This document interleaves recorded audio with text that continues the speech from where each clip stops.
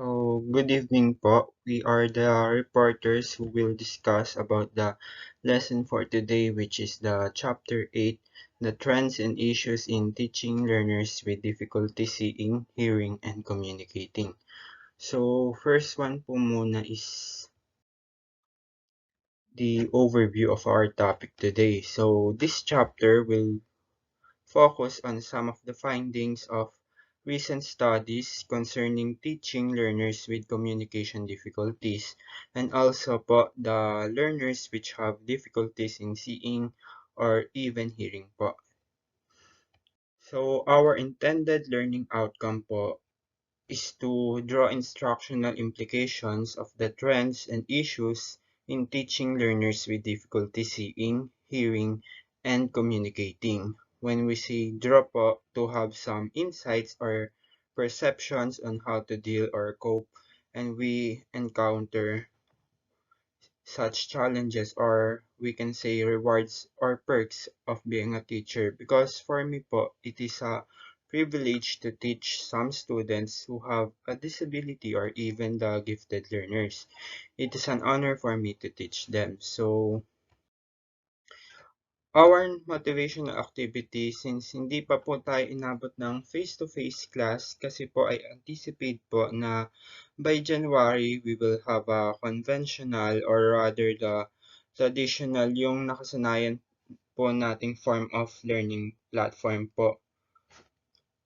So our motivational activity po would be limited on asking such question or rather ideas that depicts what the picture presented. So anybody else who can tell us what the picture talks about that's related to our subject po. So I expect you to write your answers on the paper before I say the answer.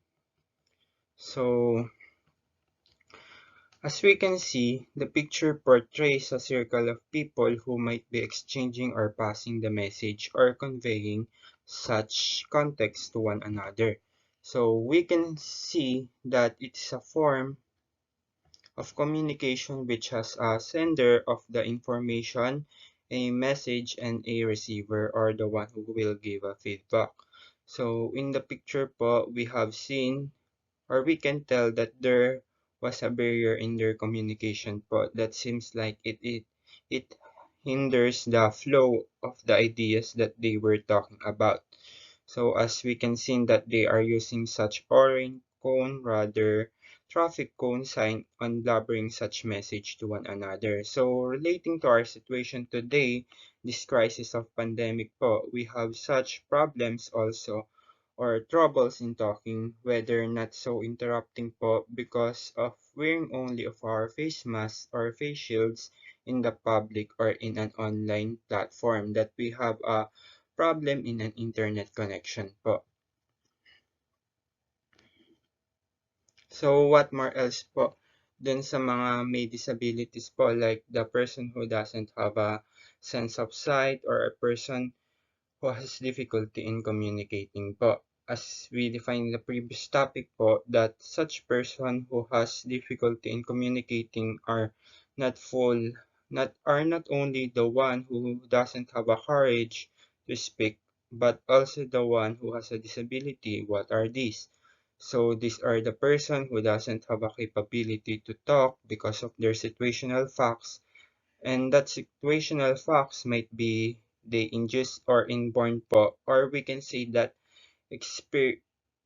they experience po such cruelty or traumatic situation in life po. Kasi po, di ba may mga ganun pong mga cases, like yung mga traumatic circumstances po na nagkakos po ng pagkawala po ng boses and any other else po.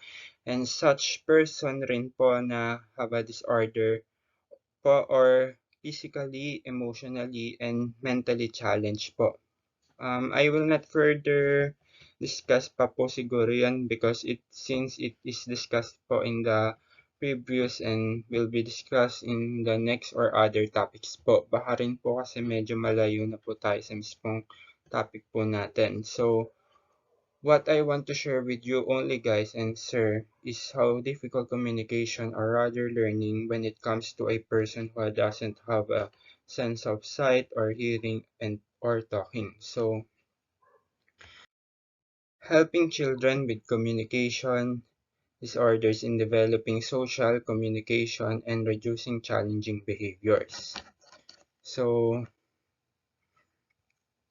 according to a study by Greg 2017, investigated strategies for children with communication disorders and how they can develop social communication and reduce challenging behaviors. The strategies include: first one, consideration for collaboration of parents, teachers, and service providers in initial planning. The second one is communication modifications. And the third one is the peer support. As I said, as children move from toddler years to preschool years, they become better at regulating their emotions and frustration because the developmental changes in their cognitive functioning and use of language. But for those with communication difficulties, this process can be more difficult, especially when it comes to regulating their emotions. The aforementioned strategies can be helpful in this case. So, as what I said nga po, na they also have a disorder which is they emotionally challenged din po. So, collaboration among parents, teachers, and other service providers po. So, yun po yung una. It just means that play an important role during the initial planning and goal setting po. So, the relationship between children and communication communication problems and the adults in their lives are crucial in teaching them social and emotional skills. Thus, it is suggested that all those who are involved in interacting with a child with communication difficulties reflect of their own views regarding the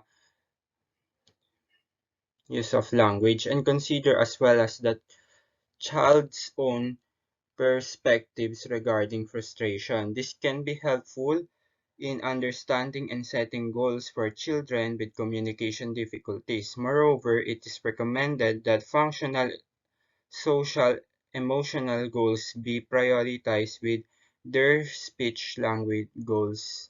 So, sabi pa rin po yun ni Greg 2017. So, sa second one naman tayo sa communication modification. So, as children with social communication disorders may not be equipped with adequate language skills to make positive social interaction with peers, the use of communication modifications are suggested. This includes yung sign language po, yung may A po tayo, may B, may C, may D.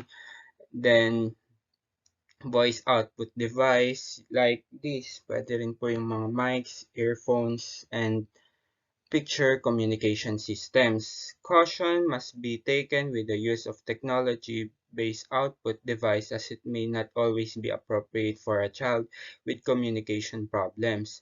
Yung scaffolding po, yun po yung pag-guide lang po without further yung ikaw po mismo yung gagawa sa bata po. I-guide nyo lang po. A scaffolded method intended to modify or enhance verbal attempts with sign language and picture communication is recommended as child get to learn basic signs across all settings. Their behavior could improve and this can help them understand choices. The use of picture exchange communication system or the PECs can be helpful in communication between a child with such difficulties po and the target person they want to communicate with. So, sa third one naman po tayo which is the peer support. So, last na po, another strategy that can be helpful is providing peer support. This is due to the fact that social competence is influenced not only by the child's attempt at interaction with their peers, but also with how they respond.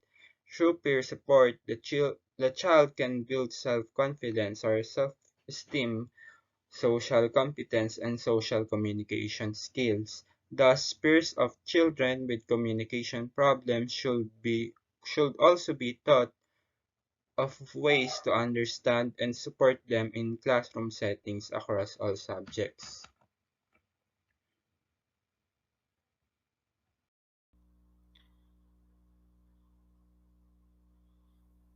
So, good day everyone. I'm going to discuss about the social cognitive strategies in helping children with the social communication disorders. So here, there is a study according to Moreno Matzo. They conducted a research among children in residential care who have a social communication disorder. So in here, they evaluate their social competence through the use of language in concrete, communicative, and social interaction situation, considering various functions or uses. Those are including the greetings and goodbyes, the attracting attention, requesting, giving or refusing permission, asking for specific information, asking for confirmation or denial, the who, what, which, whose, and what with question, where, when question, why, how, approval and disapproval, asking for instruction directly or indirectly, and protesting. So they found out that the study showed that intervention strategies for children with a social communication disorder should be aimed at developing functional skills that would that would enable them to have effective social communication in terms of conversational language, request, narrative skills, and abstract and figurative language. And of course, for skills for relating to adults and for solving interpersonal problems. So therefore, it is important to teach these children social norms in concrete situation, and the focus should be in the use of communicative resources in natural settings. So the proper assessment to a learner's ability to use their language and communication skills appropriately in a social situation, because children with communication disorders are more likely to struggle with a social interaction. So children may become orderly or more frustrated with their disorders and start to develop after behavioral issues. So one of the major way that the teachers can help these children is having an interactive communication that is not complicated. Interactive communication is a collaborative tool that provides children to be able to communicate regardless on their attitude, behaviors, or diversity or skills and their uh, characteristics. The other one is teachers' experience of remedial teaching for students with language disorder. So in here, I pinned the website wherein I found this one.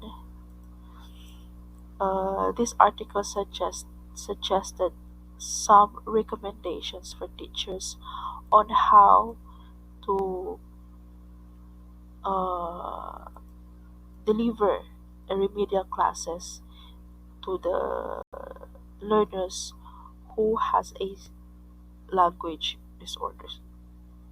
Excuse. So According to Cruz Santos Research Studies, they conducted a study regarding how students with language disorders receive remedial teaching in inclusive settings in Portugal, Spain. They developed an instrument in order to address this. Among the questions asked were teachers' demographic information and items about teachers' operationalization of concepts, strategies, method, and organization of education, supports, and evaluation and planning. Then the survey was administered online. So the findings revealed that most teachers are aware about the concept of language disorders and recognize that this knowledge is crucial when supporting students with language disorders. However, it was also found that more than half of the teachers who participated in the survey did not have a formal training or sufficient information about the acquisition and development of language. The teachers also reported that they do not have enough knowledge to assist with the identification of students with language disorders. So these findings emphasize the importance of training teachers and providing them with enough information about how language is acquired and developed, especially in relation with language disorders. So, by learning and studying typical language development, teacher will be able to evaluate language skills to properly intervene with the student educational process.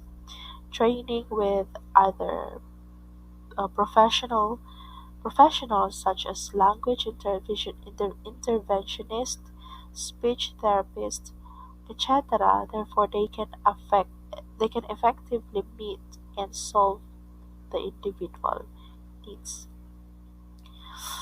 Now, the other one is social cognitive. I mean, I'm sorry, the challenges for children, parents, and teachers in teaching children with speech sound disorder. In a study by Daniel and Buckley in 2017, they interviewed children, parents, siblings, friends, teachers, and other significant adults in the life of children with speech sound disorders in order to find out the challenges they faced in meeting these children's developmental and educational needs in school. They argued that this information is necessary in order to inform the development of classroom teaching practices that promote a positive learning environment and provide learning experiences that enable inclusion of children with these special educational needs.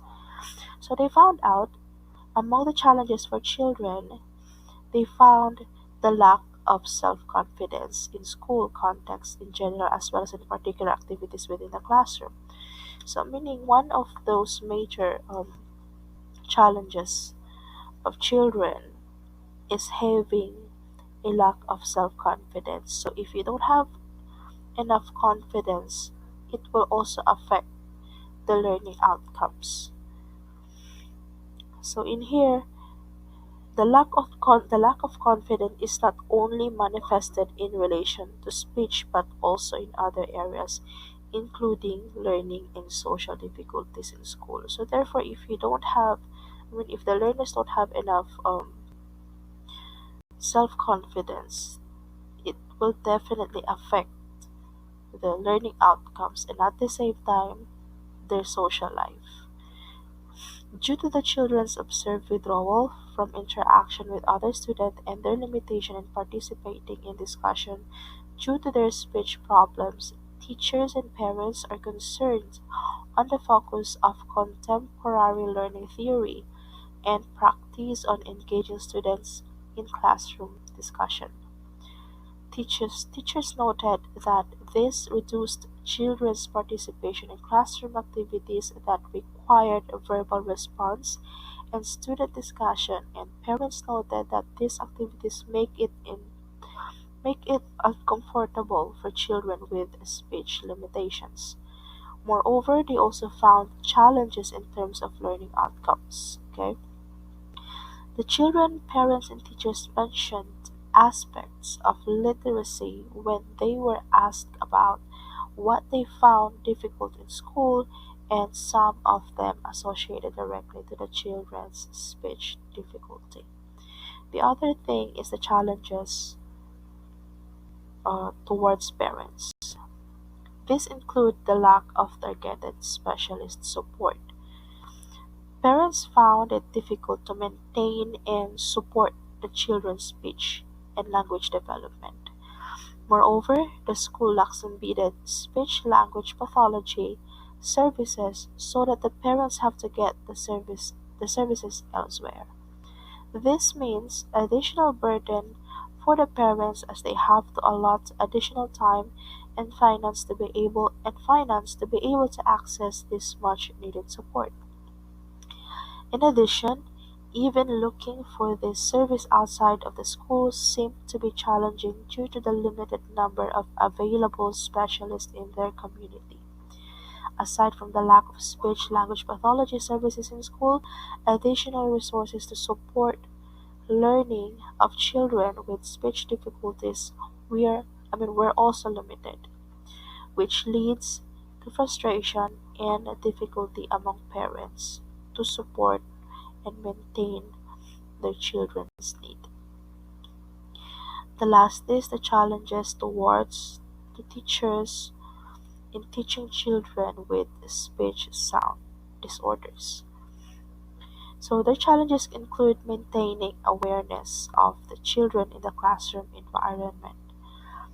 They said that due to the children's quietness and withdrawal, these children could easily be overlooked in the teaching context, and the teacher might not be able to provide them much needed attention. Teachers also experience challenges in terms of the curriculum and the pedagogy. Children with delays in speech development also experience other related challenges, such as in reading and in speech development. I mean, such as in reading and other areas of learning. I'm sorry. So these delays may pose difficulties for the teachers in supporting learning for children with speech sound disorders when language-based constructivist pedagogies are used. In addition, teachers also find it difficult when parents rely solely on their expertise in identifying the necessity for intervention. So that's all for today's our report. So thank you so much for listening. Have a good one.